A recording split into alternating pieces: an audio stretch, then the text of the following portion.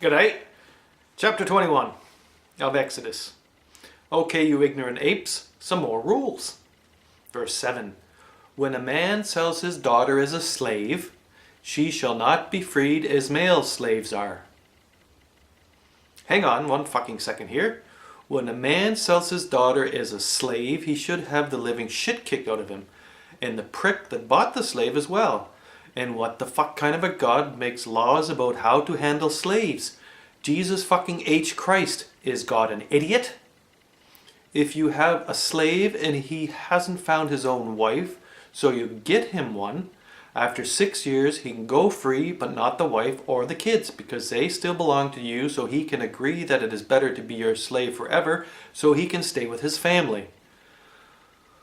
If you give a slave to your son because you don't like having sex with her anymore, and then he gets tired of having sex with her and gets married to his own instead, as in sister or cousin, then he still has to feed her or she can go free.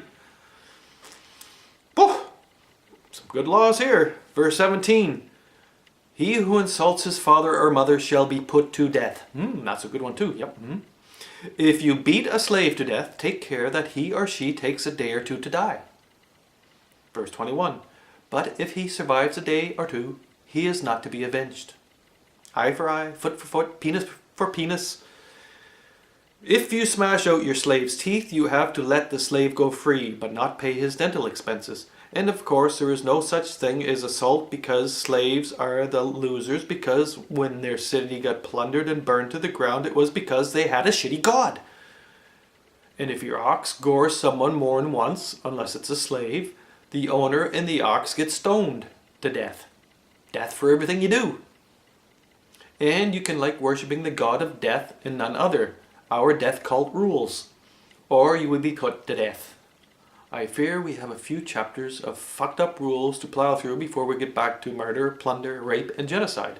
But don't give up. There are things to be learned. This is the foundation of what they sell us is our law and order. Random rules from a mad and evil sacred death cult. And your narrator will attempt to refrain from getting pissed off and adding too many subjective personal opinions.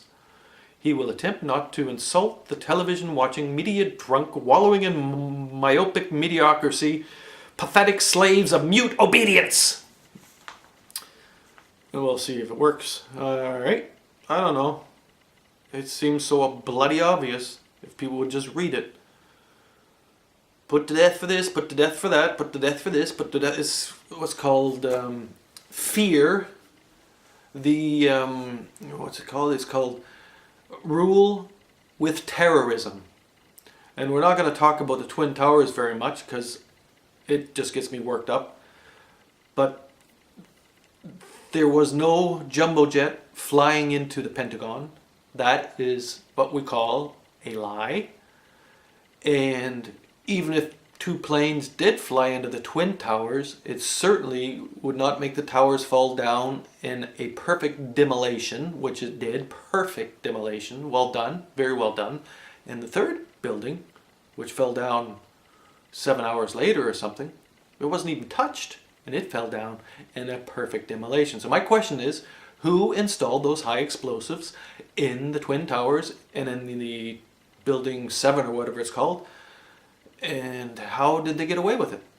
And why is it that the owner just happened to buy the buildings that weren't worth shit all because they're full of asbestos?